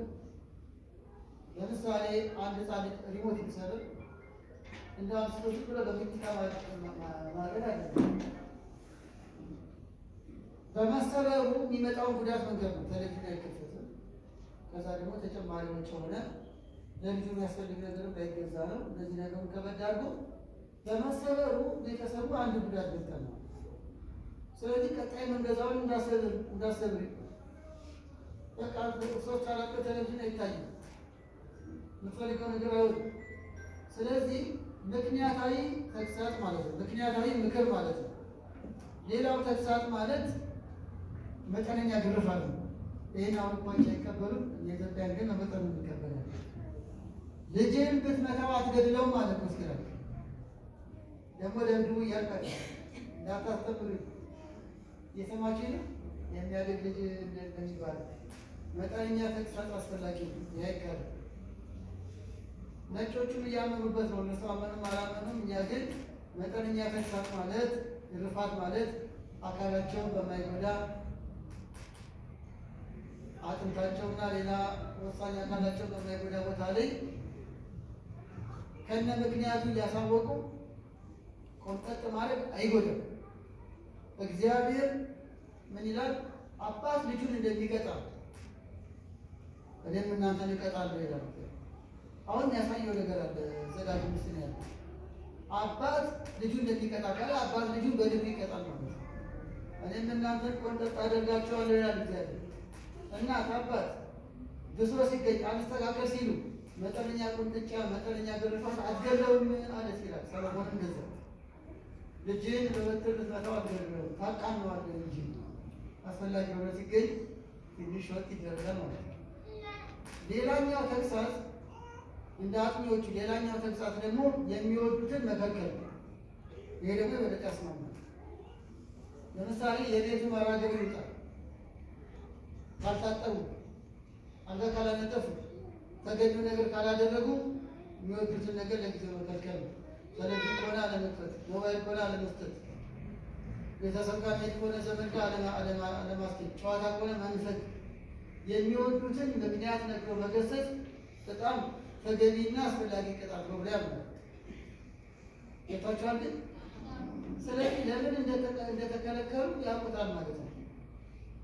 ዛሬ ስልክ የማይሰጥ በፕሮግራም መሰረት ባይደረግልን ስላላጠና ነው። ስለዚህ ለምን እንደተከለከለ ይገባል። ዛሬ አያት ቤት ማትሄደው እንዲህ ስላጠፋ ነው። በቃ ለሱ ቤት አያቱ ቤት መዝናኛ ሊሆን ይችላል። ህፃናት ዘመድ ቤት መዝናኛ ሊሆን ይችላል። ጥሩ እኮ ከዛ የሚወዱትን ነገር ስለምናት ክልክል እና አንዱ መንገድ የሚወዱትን ነገር ለጊዜው መከልከል፣ ሌላኛው ተግሳጽ ደግሞ ቅጣትን መደራደር ይባላል። ቅጣትን ቅጣት መደራደር ይሄን ነጮቹ ይሰሩበታል። እኛ ነጮቹ ስላብቻ ሳይሆን እኛ የምንሰራበት ጥሩ ነው። ምንድን ነው? ፕሮግራም አለ። ባልና ሚስት መጀመሪያ ተስማሙ። የልጆቹ ፕሮግራም ምንድን ነው? በቃ ቤቱን ያጠቋል። ትንሹ ሲል ወደ ሰው ማለት ነው። ቤታቸው ጠዋት ተነሳ አንድ ልጅ ወይ ተነሳች፣ ታጠቡ፣ ጸሎት፣ ያው ምሳቃ መያዝ፣ ዩኒፎርም መልበስ የመሳሰለው ተከናወነ። በሰዓቱ ወደ ትምህርት ቤት አሁን ለምሳሌ ይህን ላዛባ ነው። አሁን ይህን ተስማምታቸዋል። ከልጁ ጋር ገብታቸዋል፣ ተስማምታቸዋል። ይህን ሳያደርግ ከተገኘ ራሱ ቅጣት ይወስናል። ስፖርት ይሰራል በሚሆነ ትእዛዝ። አንድ እዛ ኦርቶዶክስ የኛ ቤተሰቦች ኢትዮጵያዊ ቤተሰቦች ጥሩ ተሞክሮ አለ። ሁለት ልጆች አሏቸው። የ13 እና የ14 ናቸው ወንድና ሴት። እና የቤቱ ስርዓት ምንድን ነው? ቴሌቪዥን የሚከፈትበት ሰዓት አለ። ያው ደግሞ ግድ ነው እና የታብሌቱ ምናምን ያው ደግሞ ሰዓት አለው። የኳስ ጨዋታ ሰዓት አለ። እዛ ሜዳ ነገር አለ። ብቻቸው ኳስ ጨዋታ ሰዓት አለ። የጸሎት ሰዓት አለ። ኦንላይን የድቁና ትምህርት አለ። ሴቷ ሳትቀር ውዳሴ ማለት ማለት ህፃኑ እና ምንድን ነው ተደራድረዋል። ይህንን የተመደበውን ፕሮግራም ወላጅም ያከብራል። ያን ፕሮግራም ያን የጣሰ ቅጣት አንድ ነው። ለምሳሌ የመጀመሪያ ስር አልጋ ማነጠፍ ይላል። የሰማችሁ ነው። እኔ እዛኛው ጥሩ ተሞክሯል። አልጋ ማነጠፍ ይላል። የራሱን አልጋ ያነጠፈ ይህን ህግ የተላለፈ ቤተሰቡ ባልና ሚስት አሉ፣ ሁለት ልጆች አሉ። ይህንን የተላለፈ በንጋታው ሁሉንም አልጋ ያነጠፈ ቅጣት አለ። አያችሁ፣ ሁሉንም አልጋ ያነጠፈ ቅጣት ሁለት። ያልታጠበ ጸሎት አድርጎ ያልተዘጋጀ በንጋታው የቤቱን ዕቃ ያጥባል። ሲጎርሽ ይሆናል። ገብቷቸዋል። አሁን ጎጂ አይደለም። በሰበቡ የተማሩ ግን ተደራድረው። ስለዚህ አልጋውን ሰንፎ ዝም ብሎ እያዛጋ ካላነጠፈ በንጋታው ሶስቱንም አልጋ ሲያነጥፋት ያደርጋል። ሳይታጠብ ጸሎት ሳይሰብ ሳያደርግ ከዋለ ደግሞ እያዝበትና በንጋታው የቤቱን ዕቃ ሁሉ ሲያጥም ይውላል ማለት ነው። የተበላበት ነው። ይህንን አሁን ቅጣቱን ሰተት ብሎ ነው ጓዳ የሚገባው። አይቼው እኮ ነው ለካ ሰተት ብሎ ጓዳ ገብቶ ያጥራል። ወኩ ኪቺ ምናምን የሚሉት ሲያጥራ ያሉ እኔ እንግዳ ነው ምን ነው ላገዘሩ ይሄ ልጅ ምን ነው በደሎ ላበዛችሁ ስል ደግሞ የገባው ራሱ ነው የገባው። እንዳጠፋ ማውቃል፣ ቅጣቱን ማውቃል። ገብቷቸዋል። ከዛ አይ አባባ ችግር የለም ጥፋቴ ነው እናቶዬ ንጹህ ማውሉ እያወጣች ቅጣት እሺ ያለ አሁን አምኖበት ነው የተቀጣ። ገብቷቸዋል። ጥሩ ዘዴ ቤቱ ድርድር ያዘጋጃ ማለት ይሄን የሳተን እንደዚህ ነው፣ ይሄን የሳተን እንደዚህ ነው። ሌላው ቅጣት ስፖርት ነው። ስፖርታዊ ነገሮችን ስፖርታዊ ከበድ ያሉ ስፖርታዊ ነገሮችን እንዲህ የተላለፈ ስፖርት ይሰራል። ስለዚህ ተግሳጽ አስፈላጊ ነው። ከመጠነኛ ቁንጥጫ እንዲህ ያሉ ዘዴዎችም አድርጎ ጥፋታቸውን ግን እንዲማሩበት ነው ዓላማው። ይሄንን እናንተ የምትረዱት ነው፣ እንዲማሩበት ነው። በአጠቃላይ በዚህ መልኩ ያደጉ ልጆች ስኬታማ ይሆናሉ፣ ተሳታፊ ይሆናሉ፣ ከሁሉ በላይ ፈሪሃ እግዚአብሔር ያላቸው ይሆናሉ፣ በራሳቸው የሚተማመኑ ይሆናሉ፣ ሰውና እግዚአብሔርን አክባሪ ይሆናሉ። እንደ ይስሐቅ ቅድም እንዳየነው እንደ አፄ ዮሐንስ እንደ ቆስጠንጢኖስ የታደለ ደግሞ እንደ መጥምቀ መለኮት እንደ ቅዱስ ዮሐንስ ቅዱስና ክቡር ልጅም ያፈራል። ሀገር መሪ ይሆናሉ፣ ለአካባቢ ለሀገር መከታ ይሆናሉ። ማጠቃለያው እንግዲህ ልጆቻችን የማን ናቸው? በትክክለኛ ናቸው ወይ? የቤተ ክርስቲያን ናቸው ወይ? ኢትዮጵያዊ ናቸው ወይ? በማንነታቸው ይኮራሉ ወይ? ለዚህ ሁሉ መልስ እንዲሆን ነው እስካሁን እንማማረው። እውነት ወዴት እየሄዱ ነው? ትውልድ ወዴት እየሄደ ነው?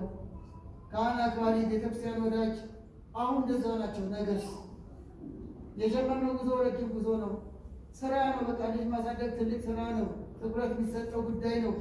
ቤት ሰርተን ብዙ ነገር አሟልተን ልጃችን ጎዶሎ ከሆነ ዋጋ የለውም።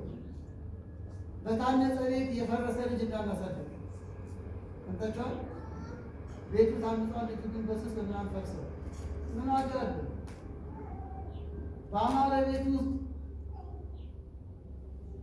የጠባይ ክፉ ጠባይ ያለው ልጅ እንዳናሳደግ፣ ዝሙት የመሳሰሉ የለመዱ ሱስ ምን የተጠመዱ ልጅ እንዳይሆኑብን ኃላፊነቱ የኛ ነው። በኋላ ላይ ንስሐ አባት ቤተክርስቲያን ታግዘናለች።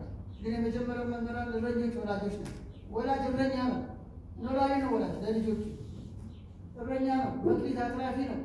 ልጆቹን እንዳንቀብራቸው እነሱንም ጎተን እኛም እንዳንጎዳ እና ወገኖቼ ልጆቻችን የማን ናቸው? ሀገራዊ ነገር ቤተክርስቲያን ካላመጣናቸው እንዴት ነው ያለው? ብዙ እኮ የምናዝንባቸው ነገሮችም እኮ አሉ ትውልድ ላይ። ታዲያ ትውልዱን ማውቀስ ብቻ አይደለም፣ እኛ እንዴት እያሳደግን ነው? ቤተክርስቲያን አምጡ ሲባል አያመጡም፣ በአግባቡ ተከታተሉ ሲባል አያመጡም። ትውልድ ወዴት እየሄደ ነው? አሁን በጣም ይቀርበልኝና አንድ አይሻት ተነገ ልጅ ነው የእግር ኳሳዊ ምሳሌ ልናገር ነው። የእግር ኳስ ወዳጆች ቅርብ ያላቸው እኔም ወዳጅ ሊሆን ይችላል፣ እኔም አንዱ ደጋፊ ሊሆን ይችላል። አልናገርም እንጂ አንዱ አሁን እናገረው ነገሩ በዛ ለማለት ነው። አንድ እናት ልጇ በጣም የሆነ ክለብ ይወዳል። ክለብ ቆየ ተሸነፈ። ከዛ እራት አልበላም ማለት ሁለት ቀን እንዴ ምሳቃም ሳይሄድ ልጅ ጓደኞቹ እያበሸቁት ነው። እራት አልበላም ብሎ ተናግሮ ሁለት ቀን በሶስተኛው ቀን አረባኪ ነው ተባለ ባለቸው ይሄ ምንድን ነው ከሌ የተሸነፈ እራት አልበላም ማለት ነው።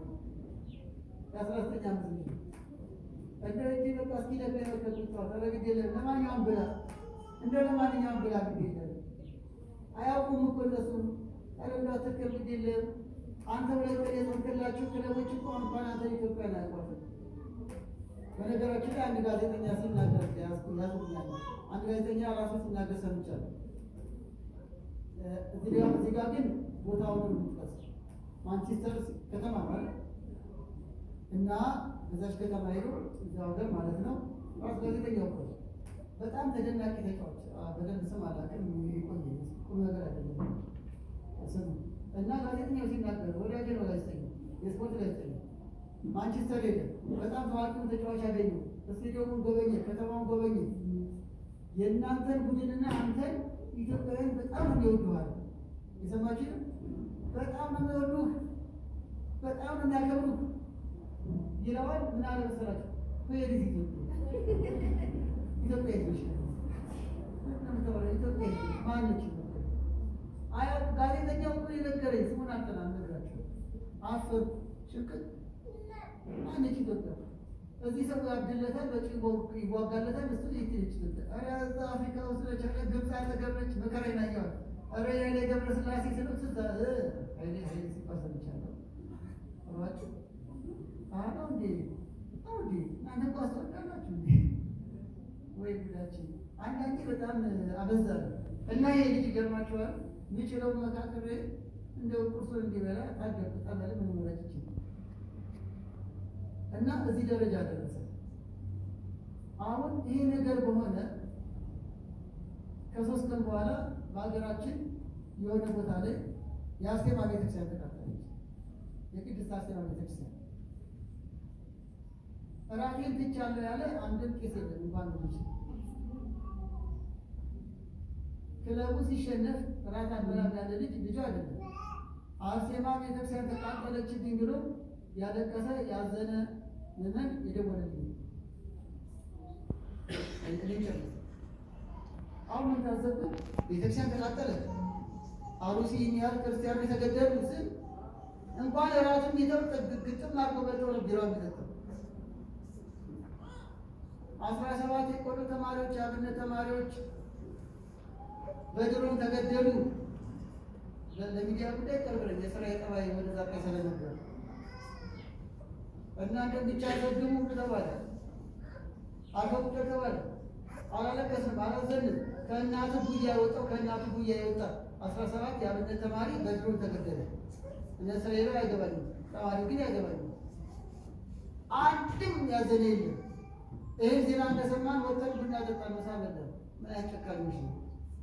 እከሌ ሲሸነፍ ግን ምግብ አልበላም። ያዙ ሊቀቁ እና የማነው ትውልዱ? ማነች ኢትዮጵያ? ኢትዮጵያ የማን ነው? ማነው ኢትዮጵያ? ማነው የአብነት ተማሪ? ማነው የቤተክርስቲያን? እንዴ ከመቅደሱ እስከ ቤተ መንግስቱ የእግር ኳስና የቦክሰኛ ደጋፊ ሆነን ተማሪ ማን ይደግፈው? የአሩሲውን ሟች ማን ይደግፈው?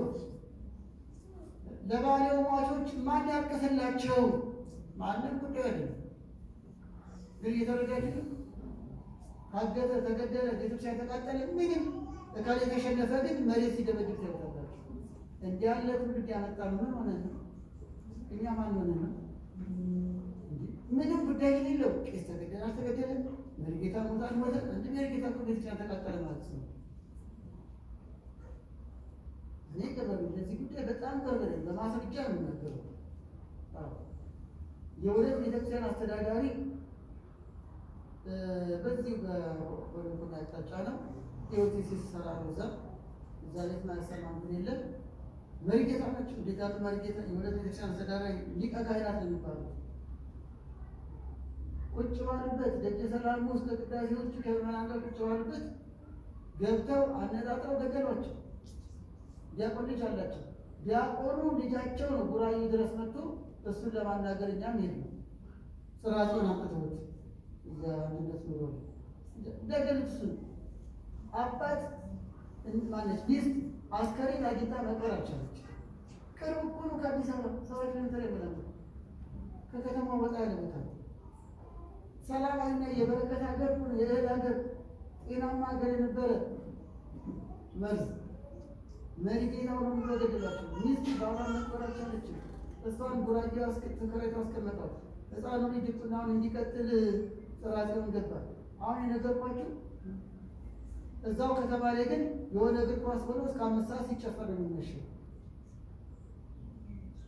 እዛ ጋር ለመሪጌታ መሞት ማንም ቆንቆን እንኳን እሱ እኛም ቁም ነገር አለ።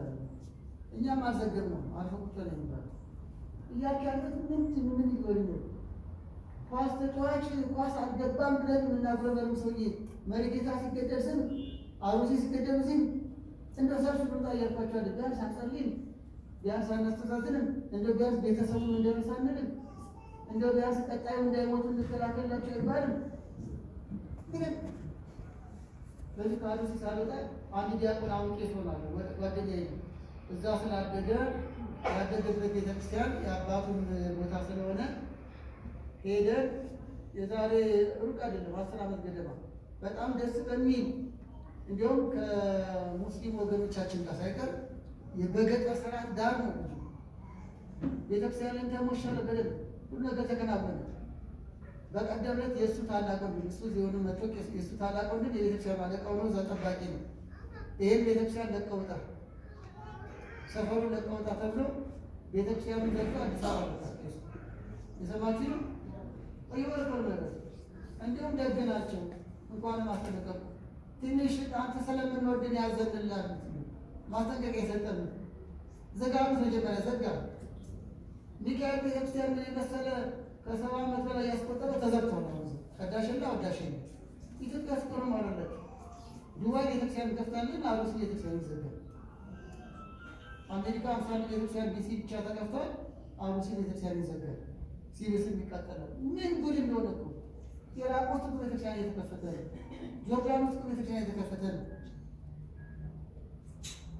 ባሌና አሩሲ ግን ያለችውን ተዘጋለች። የሁሉ ማስኬት መጣልን። ምን እያልኩ ነው? ሁሉ አደጋ በማውራት ይቀርታል። ተዘጋች። መጣ ቄሱ። በቃ ምን ያህል ልጆች አሉት እሱ ለህይወቴ ላተርፍ ነው። እኔ እንደምን ጎዲ ነው ብሎ አንገት ይሰጣል እንዴ? እንዴ መፍረድ አንችልም። ማን ቁም ነገር ይለዋል? ማን ያስተዛዝናል? ማን ልጆቹን ያሳድግለታል? ምን ያህል የጀግና ቄስ መጣ። በቃ እኔ በሞትኩ ችግር የለም ግን ልጆቼ ዞር ብሎ የሚያየለው አየሁት እኮ ስለዚህ ሸሽቱ መጣ ቁጭ ብሏል አዲስ አበባ መጣ መለከት ወደታችን ወደ ጎንም ወደ ምን ማን ዞር ብሎ ይሄ አረ ቤተክርስቲያን ያስከፍቱልኝ አረ እጄ ልቀድስ አረ እጄ ልጠነው ማን ሪስክ ይወስዳል ተባለ። ማን ኃላፊነት ይወስዳል? አሁን አንተ ሄደህ እየተረዳችሁ ነው። ግን እንዲህ ያለ ትውልድ ለምን መጣብን? አስተዳደግ ቸልተኝነት። ስለዚህ ወደ ቀልባችን እንመለስ። የልጅ አስተዳደግን ጉዳይ ትኩረት እንስጠው። የእኛ የሆኑ ትውልድ እናፍራ። ኢትዮጵያዊ የሆነ ለእናት ሀገሩ፣ ለቤተክርስቲያኑ፣ ለሕዝቡ የሚቆረቆር ሰው የሚወድ ሰው የሚያከብር እንዲሆን እኛ ጋር ያለ ሰው መልካም ዛፍ መልካም ፍሬ ያፈራል። ማቴዎስ 7 ቁጥር 18። ስለዚህ ልጆቻችን የእኛ እንዲሆኑ በስርዓት እናሳድግ። ሰንበት ቤት ማምጣታችንን እንቀጥል። ወንዶቹ ዳዊት እንዲደግሙ ውዳሴ ማርያም እንዲደግሙ በተቻለ መጠን በሶሻል ሚዲያ ተጠቅመን የምንችለው እናድርግ። ለመምህራን እንስጥ። ማጠቃለያ ዮሐንስ አፈወርቅ በተናገረው እግዚአብሔር ንጹሕ አድርጎ ነው የሰጣችሁ፣ አቆሽሻችሁ እንዳትመልሱ ይላል። አንድ ሁለተኛ ምን አለ? ልጆቻችሁ የእናንተ እንዲሆኑ ለእግዚአብሔር ስጧቸዋል። የእናንተ እንዲሆኑ እናንተ እንደምትፈልጓቸው እንዲሆኑ ለማስባቸው ለእግዚአብሔር መስጠት፣ በቃሉ ማሳደግ፣ ጥሩ ምሳሌ ነው ማሳደግ፣ በመንፈሳዊ መንገድ ማሳደግ መሆኑን ያስገነዝብ ነው። የሰማነውን በልቦናችን ያሳድር።